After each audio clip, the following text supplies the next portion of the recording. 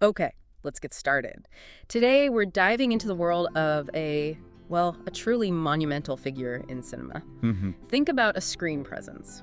Sometimes ice cold, detached, other times just incredibly magnetic. So many iconic roles. Rules that really traveled far beyond France, his home country. Exactly. And here's something fun as we're talking. A pencil portrait of this very actor is actually taking shape. You might see it developing if you're watching. And we've got some great stuff to draw on today. Film reviews, biographical details, analyses of his style, his influence. Yeah, a real mix. The goal really is to understand what made him such a big deal internationally. Why does his work still resonate, you know? Totally. Think of it like a puzzle, maybe. A cinematic puzzle. Yeah. We'll drop clues, talk about his career highlights, the characters. The way his work rippled out into the wider film world. Right. And hopefully, as that portrait gets clearer, visually clearer, you'll have that aha moment, that click of recognition. Sounds good. Okay, so where do we begin? His origins. He was born just outside Paris, in 1935. Right. And his early life, well, it had a few turns, including, interestingly, a spell in the army. Before acting took over, and that really started happening in the late 50s. Yeah, his career took off then. That 1959 film, Women Are Weak. Ah, okay. It was a melodrama, but significantly, it was his first film really seen in America. So that international connection started early. Seems like it. He actually went to New York himself to promote it. Yeah. Show some ambition, maybe, or just knowing where the audience was. That's interesting. And even with that early success, he seemed pretty level-headed. I read somewhere he mentioned admiring Jean Marais back in '59. Yeah, the established star. He saw Marais as kind of an example of how to handle firm, how to stay grounded. Which says something, right? Especially in that world. It really does. Suggests he was thinking about the long game, even then. Now, when we talk about the roles that, cemented his global image. There's one that always comes up first, isn't there? Absolutely. 1967, Le Samurai. Le Samurai, iconic. Jeff Costello, that cold, calculating hitman persona. The film itself is just pure style, deliberately paced, elegant tension. And his performance, so much communicated with, so little visible emotion, almost unnerving. It really is.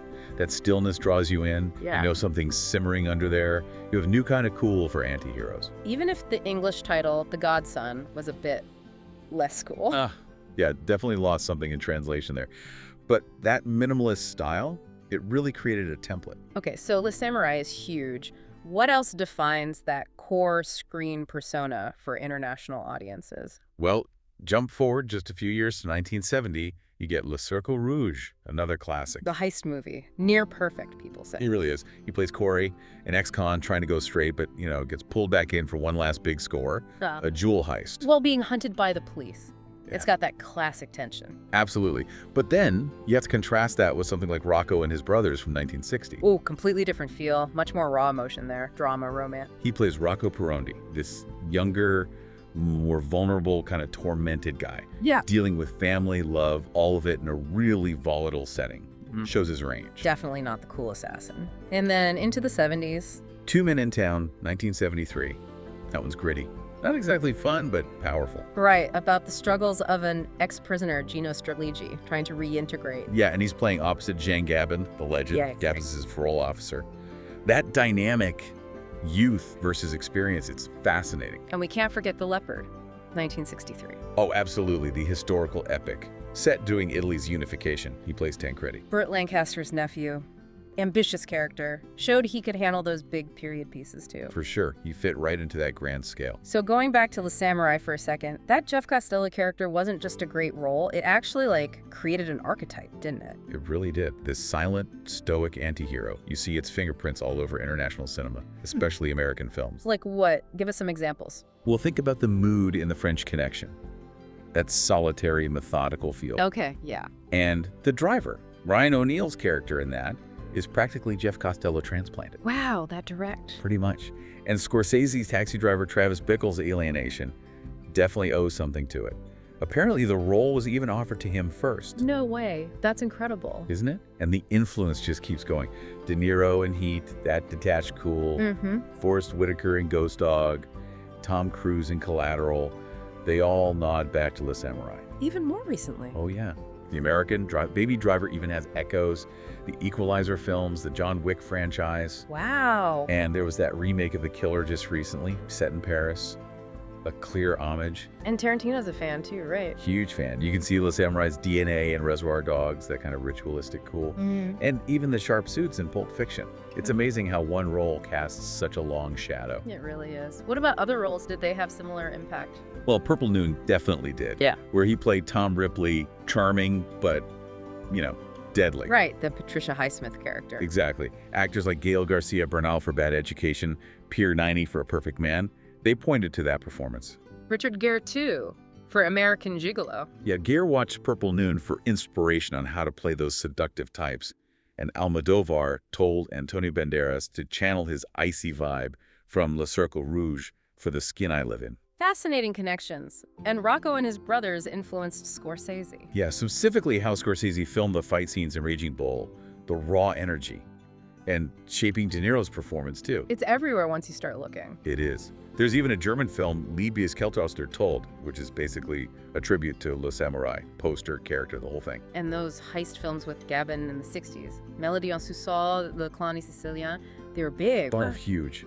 They really cemented that tough guy image for him.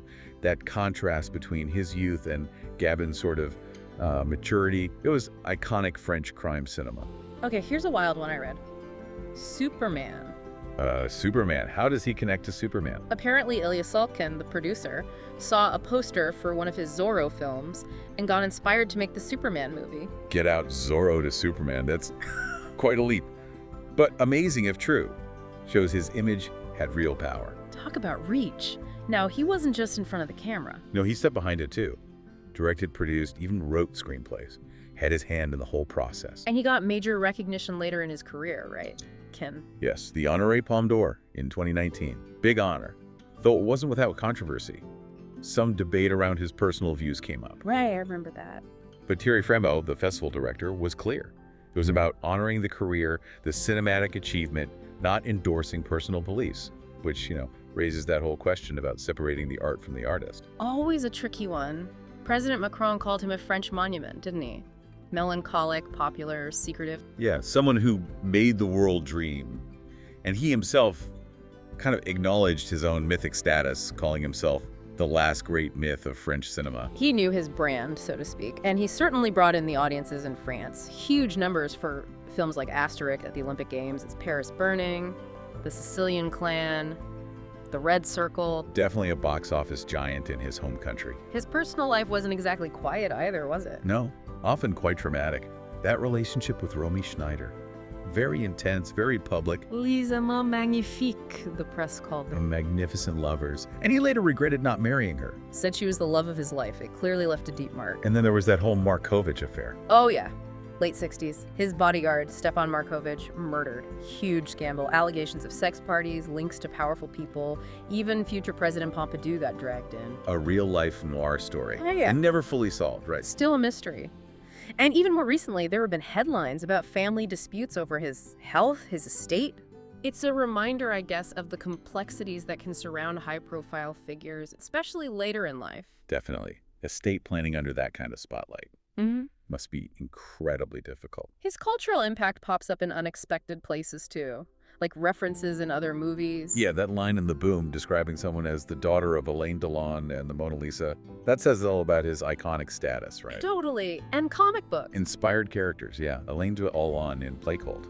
And the dynamic between Lupin and Jigen in Lupin III apparently drew from him. And another comic strip, Corps et Âme. Right, the main character looks a lot like Jeff Costello from Le Samurai. That image is just burned into popular culture. Even fine art. A Russian artist included him. Nikos Safronov, yeah, in his River of Time series, alongside other global icons.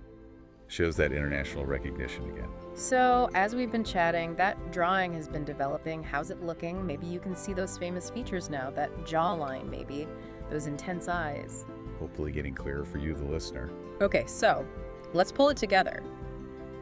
We've talked about his start near Paris, those defining roles, the cool killer, the passionate brother, his massive influence on filmmakers worldwide, especially in America. The controversies, the personal drama, the enduring cultural references. Has the picture come into focus for you? In your mind's eye, and maybe from the sketch itself, have you guessed the name of this giant of cinema? His impact is just undeniable. Yeah. Shaped the anti-hero, Yeah. inspired generations. So here's a final thought to leave you with. With all these different facets, the diverse roles, the public persona, the controversies, what single thing, what image or quality do you think truly captures his lasting mystique? Yeah, what's the essence of his appeal? Definitely worth exploring his films and life further if you haven't already.